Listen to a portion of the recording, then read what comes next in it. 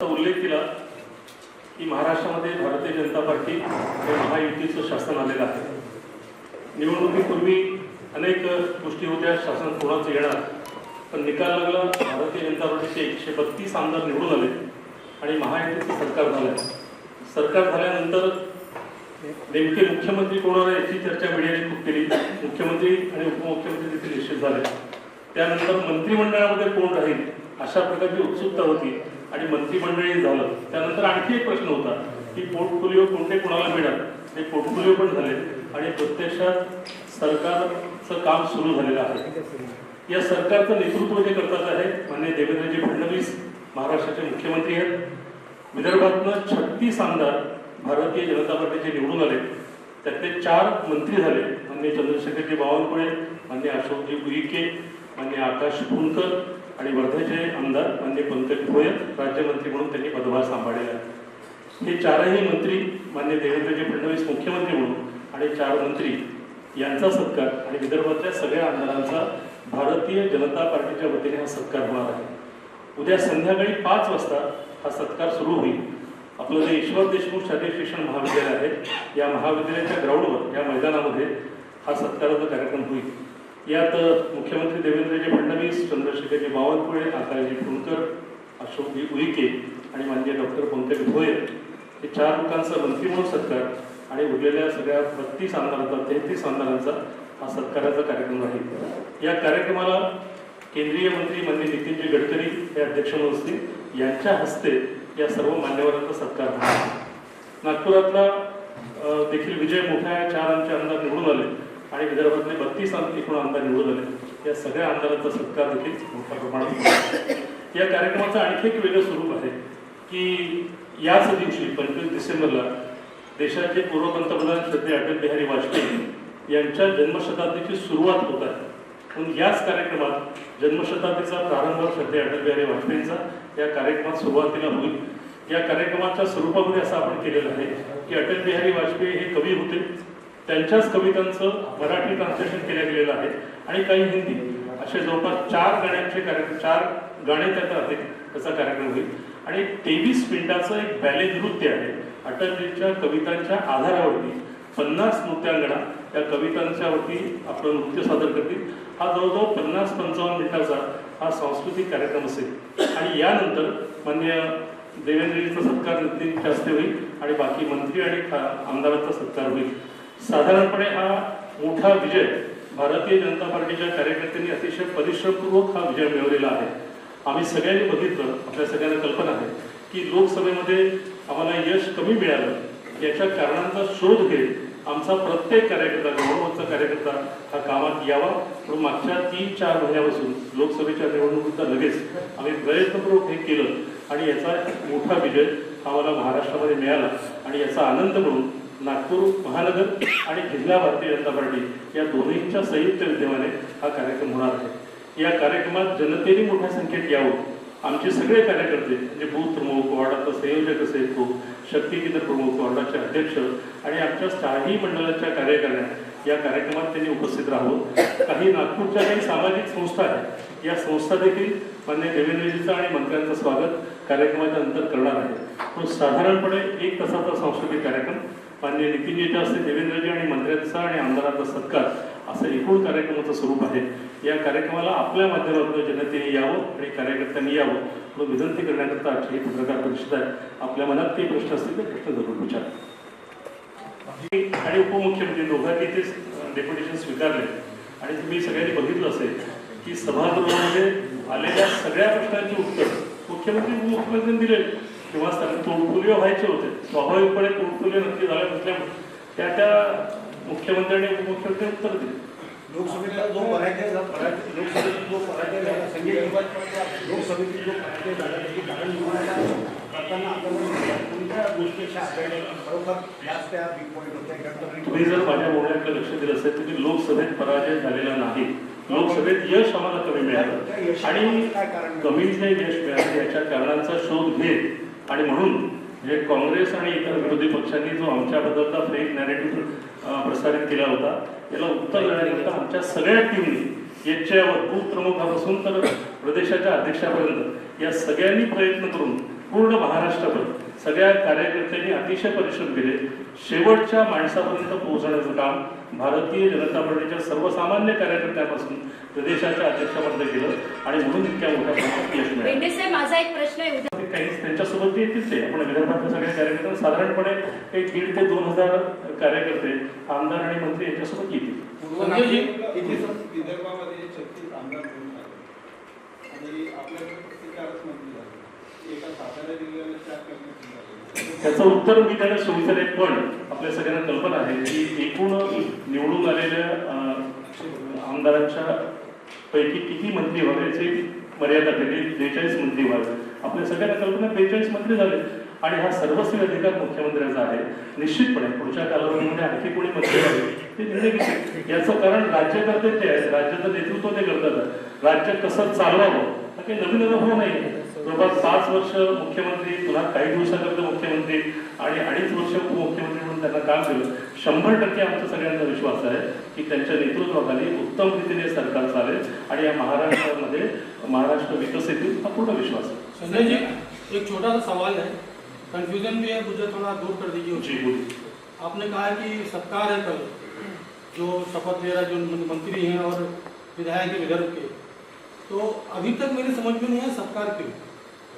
उन्होंने सर बात सुनिए मेरी, उन्होंने ऐसा कौन सा काम कर दिया जिनका सत्कार किया जाए। पहली बात, जब वो काम करे 5 साल करके दिखाए विदर्भ के लिए, राज्य के लिए, जनता के लिए, तब सत्कार हो तो बात अलग है।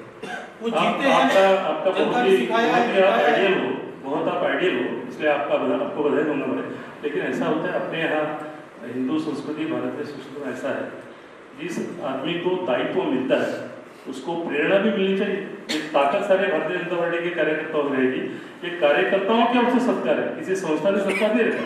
इसलिए हमने कहा कि महाराष्ट्र में इतनी बड़ी संख्या में हमारे बूथ के कार्यकर्ता से लेकर ऊपरी अध्यक्ष तक काम किया गया, उसका एक परिणाम है। और स्वाभाविक रूप से हमारा नेतृत्व जब ये काम करता है तो नेतृत्व को अधिक प्रेरणा मिले, उसको शक्ति मिले, उसको ताकत मिले, इसलिए सत्कार। संजय महानगरपालिकेची आपण तयारी चालू केली आहे. लोकसभा असेंब्ली झाली, आता कुठे महानगरपालिकेची तयारी आपण चालू या कार्यक्रमाचं स्वरूप आणि लक्षात घ्या, महानगरपालिकेची तयारी नाही. महानगरपालिकेची तयारी भारतीय जनता पार्टीमुळे आमची नक्की झालेली. दोन्ही अध्यक्ष, शहराचे अध्यक्ष माननीय भट्टीजी आणि ग्रामीणचे सुधाकरराव कोहळे, आमची खालच्या पातळीपर्यंत बूथ लेवलवरती महानगरपालिकेची संपूर्ण तयारी झालेली आहे. आपल्या सगळ्यांना कल्पना आहे की सुप्रीम कोर्टात हा निकाल अजून पेंडिंग आहे. एकदा सुप्रीम कोर्टाचा निकाल आला आणि सरकारने या तारखा जाहीर करायच्या, सरकारने एकदा तारखा जाहीर केल्यानंतर आमची पूर्ण तयारी आहे. अगदी उद्याच्या महिन्यात जर या निवडणुका लागल्या तर भारतीय जनता पार्टी या निवडणुकाकरता पूर्णपणे तयार आहे. कारण जसं मग उल्लेख केला गेला, विदर्भातले कार्यकर्ते येतील. आपण पत्रिकामध्ये 4 वाजताची वेळ दिली आहे. कार्यक्रम 5 वाजता सांस्कृतिक कार्यक्रमाला सुरुवात होईल. जो अटल बिहारी वाजपेयी यांचा जन्मशताब्दीचा कार्यक्रम आहे, त्या सांस्कृतिक कार्यक्रमाला सुरुवात करू आणि जो सत्काराचा कार्यक्रम आहे तो 6:15 ते 6:30च्या दरम्यान सुरू होईल. तर तुम्ही सर्व कार्यकर्त्यांना आमंत्रित केलं आहे नागपूर शहरातील, ग्रामीणतील. पूर्व नागपुरातील कार्यकर्त्यांची खंत दूर केली का तुम्ही? कारण की ज्या पद्धतीने त्यांनी राजीनामे दिले, कृष्णा भाऊंना मंत्रिपद नाही मिळालं. स्वाभाविकपणे असं आहे की आपला नेता कोणी असा, कृष्णा भाऊचं मी नाव घेतो, तो 4 टर्म राहतो, त्याला मंत्रिपद मिळालं. प्रत्येक कार्यकर्त्याला वाटतं सोबत जो काम करतो त्याला. आता हे पुन्हा तेच आहे की मर्यादा 43 आहे. ही मर्यादा घटनेत घालून दिली आहे. घटनेत बदल करायचा नाही. भारतीय जनता पार्टीने कधीच विचार केला नाही आणि 43च्या वर समजा घटना बदल करायचा झाला, आम्ही 43 वर करायचं ते करणार नाही. आणि स्वाभाविकपणे जसं कृष्णाभाऊ आहे तसे अनेक कार्यकर्ते जुने आहेत की आता आपल्याकडे विदर्भात माननीय जयसुख संचेती सगळ्यात ज्येष्ठ आमदार, त्यांनी मंत्री केले. त्याच्यामुळे स्वाभाविकपणे जर मी मंत्री झालो नाही तर त्या माणसाला वाटतं, कृष्णाभाऊ खोपडेचा वैयक्तिक विचार त्यांच्या मनात कधी असं नाही, पण सोबत काम करणाऱ्या कार्यकर्त्यांच्या मनात हे होऊ शकतं आणि ते राहिले पाहिजे, चूक नाही. त्यांनी कुठेतरी उत्साहाच्या भरात ते केलेलं आहे. त्यांच्या सगळ्यांशी बोलणं झालं आणि कोणीही राजीनामा अजून शहराच्या अध्यक्षांच्या हातात दिलेलं नाही. माझं बाजूला अध्यक्ष पदाचे सांगते अजूनही कोणी दिलं. केवळ काय झालं की तुम्ही सगळे लोक जेव्हा माईक समोर घेऊन जातात, स्वाभाविकपणे समोर त्याला वाटतं काही तर बोललं पाहिजे. सुधीर मंत्री तुमच्या माहिती करतात, पुन्हा मीडियाचं हे कन्फ्युजन आहे. मला हे सांगा, जसं आता ताईंनी विचारलं, हे खरं आहे की एखाद्याला मंत्रिपद दिलं नाही की त्याचे कार्यकर्ते अशा प्रकारे मागणं आवाज काढतात. तुम्ही एक लक्षात ठेवा, सुधीर भाऊंशी बोलण्याचा प्रयत्न तुमच्यापैकी अनेक लोकांनी केला. अनेक लोक कार्यालयात किंवा सुधीर भाऊंची तिथे आले. सुधीर भाऊंचं एक वाक्य मला सांगा की त्यांनी भारतीय जनता पार्टीवरती नाराजी व्यक्त केली. सुधीर भाऊंचं कार्यकर्त्यांचं नाव असेंब्लीमध्ये एकही दिवस आलेले नाही. आले आले आले तुम्हाला माहिती आहे कोणी आहे? तुमची माहिती आहे कोणी आहे? एकच दिवस आहे. एकाच दिवस आहे. एक माझ्या प्रश्न. मला एक गोष्ट सांगा धनंजय साहेब की अमित शहा यांनी जो अरे उद्या सत्कार आहे आपला. ऐकून घ्या. माझा एक प्रश्न, एक तुमचं मन. तुमचे प्रश्न मोठे असतात मला माहिती आहे. अमित शहा यांनी ज्याप्रमाणे म्हणजे महामानव डॉक्टर बाबासाहेब आंबेडकरांचा अपमान केला असं बोललं जात आणि या वादळी संपूर्ण देशामध्ये उसळलेला आहे. तर याकडे तुम्ही कशा प्रकारे बघता? कारण तुम्ही संविधानाचे सन्मान करणारे आहात, महामानव डॉक्टर बाबासाहेब आंबेडकरांचा सन्मान करणारे आहात. अमित शहानी जे केलं त्यावर तुमचं काय मत? मुळात असं आहे की आपण सगळे मीडियामध्ये काम करतो. आपल्या सगळ्यांनी एकदा ते पूर्ण भाषण ऐका आणि आपल्याला निष्कर्ष असा काढता येतो की अमित भाई शहा यांनी एकही वाक्य परमपूजनीय डॉक्टर बाबासाहेब आंबेडकर यांच्या विरोधात किंवा घटनेच्या विरोधात बोललेलं नाही. दुसरं असं आहे की भारतीय जनता पार्टीचा सामान्य कार्यकर्ता ते देतात कुणाच्याही तोंडातून अशा प्रकारे संविधानाचा अपमान करणं किंवा संविधानाच्या विरुद्ध बोलणं भारतीय जनता पार्टीची नीती नाही. भारतीय जनता पार्टीच्या मनात अजिबात नाही. भारतीय जनता पार्टीने कधीही संविधानाचा अपमान केला नाही. भारतीय जनता पार्टी संविधानाच्या विरुद्ध नाही. कुठेतरी काँग्रेस आणि विरोधी पक्ष यांना एक संधी पाहिजे, संधीचा शोध ते घेतात. एखादं वाक्य तोडून मरडून अशा प्रकारे पेश केलं, आपल्या सगळ्यांना कल्पना असेल अशाच प्रकारचं एक वाक्य देवेंद्रजी फडणवीस यांची क्लिप बाहेर येते. त्यातही असंच केलं. त्यांचं एक भाषण तोडलं, पुढचा आणि मागचा संदर्भ काढून टाकला आणि ते भाषण त्यांनी उद्या काल त्याच्या विरुद्ध आम्ही कपिलनगर पोलीस स्टेशनमध्ये भारतीय जनता पार्टीच्या लोकांनी कंप्लेंट लॉन्च केली. आता मला सांगा, हे संधीचा शोध घेणं आणि त्यातून काँग्रेसने अशा प्रकारचं आंदोलन करणं, आता याला ती उत्तर देण्याची गरज नाही. त्याला अमित शहानी एकही उत्तर दिलेलं नाही. करू द्या आंदोलन. लोकशाहीमध्ये आंदोलन करण्याचा अधिकार सगळ्यांना आहे. पण प्रत्येक वेळा महामानव परमपूज्य डॉक्टर बाबासाहेब आंबेडकरांना अशा प्रकारे ओढणं, खरं म्हणजे हा त्यांचा निषेध करण्याची गरज आहे. ते म्हणजे इतक्या प्रत्येक त्यांनी काय वाक्य म्हटलं होतं ते वाक्य बोलण्याच्या पुढे तुम्हाला सगळ्यांना माहिती असेल की अलीकडे एक प्रकारची बाबासाहेब आंबेडकरांचं नाव घेण्याची फॅशन झालेली आहे. असं कृपया करू नका. याचं कारण असं आहे की इतके मोठे होते हे की ज्यांनी देशाची घटना तयार केली, या घटनेचा आदर सन्मान आता आम्ही काय छाती मोडून दाखवायचे आपल्या मनात बाबासाहेब आंबेडकर म्हणून, या अर्थाने ते वाक्य होतं. कुठेतरी आपण सगळ्यांनी, मला आपल्या सगळ्यांना हात जोडून विनंती करायची की मीडियाच्या लोकांनी या सगळ्या गोष्टी इतक्या समंजसपणे, याचं कारण एका छोट्या वाक्यातून अशा प्रकारच्या घटनेतून समाजामध्ये एक प्रकारचा भेदभाव निर्माण होतो, समाजामध्ये दरी पडते. की समाजामध्ये दरी पाडण्याचं काम नेहमीच काँग्रेसचा आणि विरोधी पक्षाच्या लोकांचं राहिलं. कालपर्यंत संजय राऊत एकही शब्द बोलत होते, आज संजय राऊत पुन्हा सकाळी बोलले. हे जे चित्र आहे ते अशा प्रकारे विरोधाकरता विरोध करायचा आणि त्या विरोधासाठी महामानव आंबेडकरांचा उल्लेख करायचा, हे चूक आहे. अशा प्रकारे अजिबात करू नये. भारतीय जनता पार्टी याचं 1% समर्थन कधी करत नाही आणि करणारही नाही. एक 2 जागा